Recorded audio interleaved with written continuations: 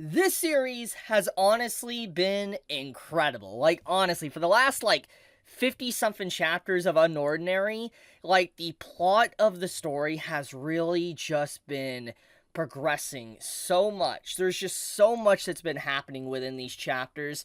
It's honestly ridiculous. To just, the stuff with Ember, to Spectre, to having the stuff with just the vigilantes, to the connections with the characters, with Arlo's current situation and how he's technically working for the government, and now he's in a very bad spot because now he has to choose sides. He has to choose between does he want to be a part of the main group, fight with his friends, or does he just want to be on the side of the government, which is where his aunt is, and we know his aunt is working with Ember. There's just a lot of stuff that's honestly just crazy about what's been going on in these chapters of Unordinary. It's been ridiculous.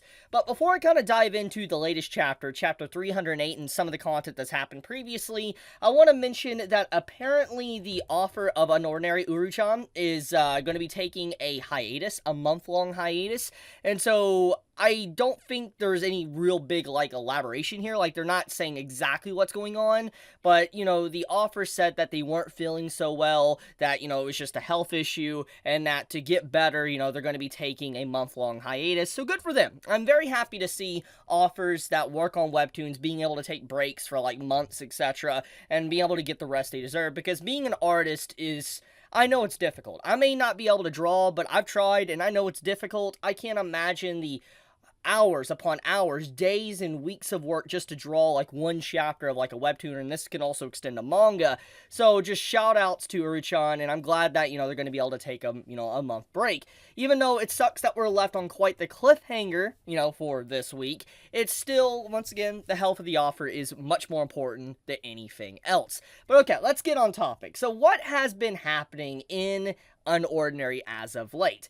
So one thing I want to point out is the stuff with basically Sera and how she's kind of on the run. She's someone that has to be in hiding right now thanks to the whole operation that she did for the organization Spectre, and how she's been basically thrown under the bus. Her ability was removed from her. John's abilities technically was removed.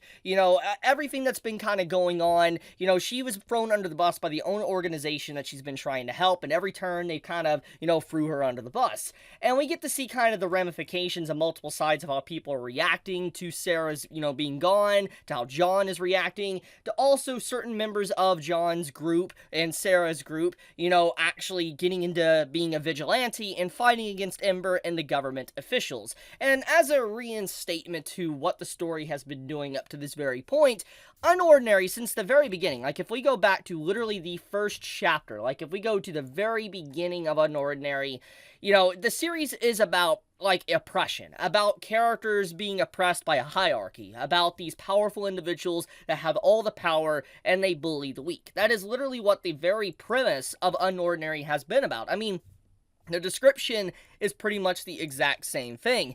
It's just it's always been about that, and we've always known that the government, etc., within Unordinary has been very shady. We've always known. We've always known that they are not necessarily, keeping everybody's best interests in mind. They're definitely wanting this hierarchy to have, the strong attack the weak. It keeps them all in check. It's a very brutal system. We have just seen the problems with it thanks to John as well. I mean, we've seen John himself of how unhinged he became thanks to this system and the corrections and all of that. It's not good. Yeah, and it's taken literally over 200 chapters. We're in chapter 300 now, but it's taken over 200 chapters for John to really get out of that hole, that pit of darkness, and become an actual better, decent human being and push aside this violent anger that he's had since the very beginning. He's finally learning to use his abilities and actually be better as a person too, and open with other people.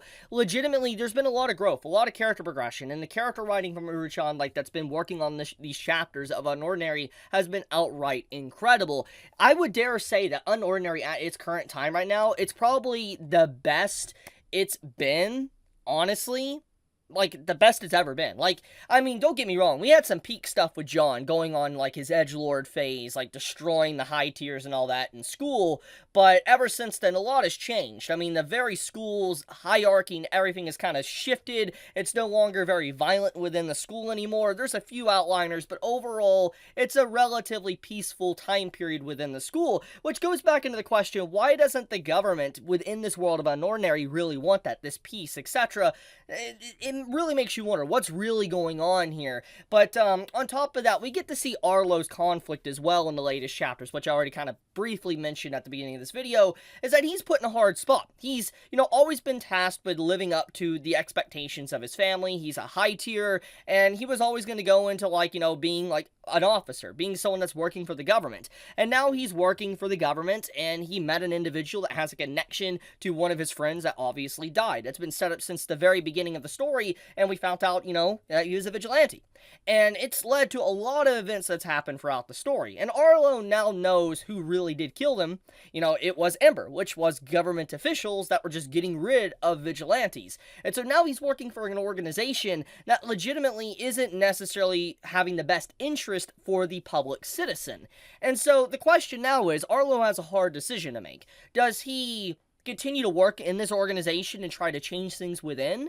Or does he just rat everything out and destroy his overall image with the organization and become a traitor? There's so many things that can happen here, and that's why I say, Unordinary literally is at the best point of its story that it's ever been. It's really good because we're finally past, the edgy John phase. And don't get me wrong, like I said, I enjoy good edgy John. It's pretty funny. It's pretty fun, too. But I think that, there is a time period where enough is enough and we need development. And John has been undergoing a lot of development for the last 50 to 60 chapters. I mean, Sera and him, his connection with her and the trust in each other has developed a lot. Getting to see a lot of the characters that were once very against, vigilantism, being vigilantes.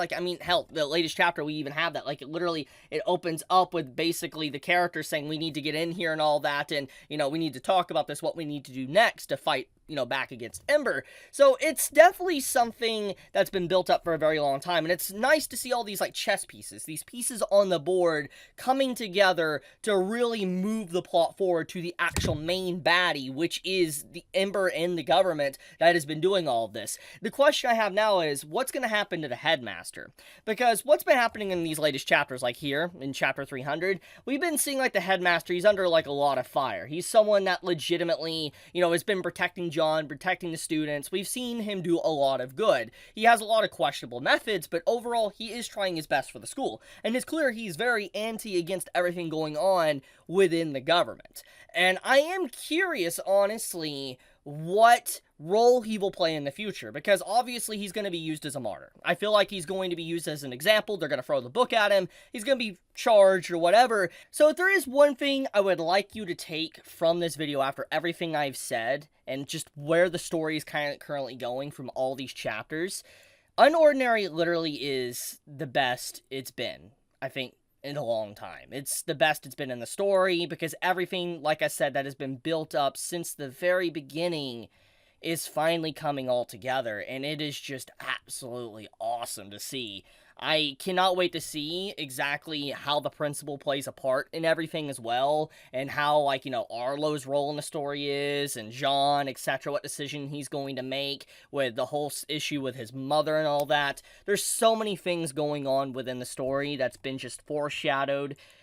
Like I said, I'm honest with you guys. I'm going to be completely transparent and honest. Unordinary is really good right now, and if there is a time to catch up, it is now. Especially now that Uruchan is on a 1-month break / hiatus because of health. I do think now is the time to catch up because of just how good the content actually has been. But I'm going to leave it at that. Thank you so much for watching. If you enjoy my content, please subscribe. It does help me out a lot, and I greatly would appreciate it. With that, be safe, stay healthy, Chibi out.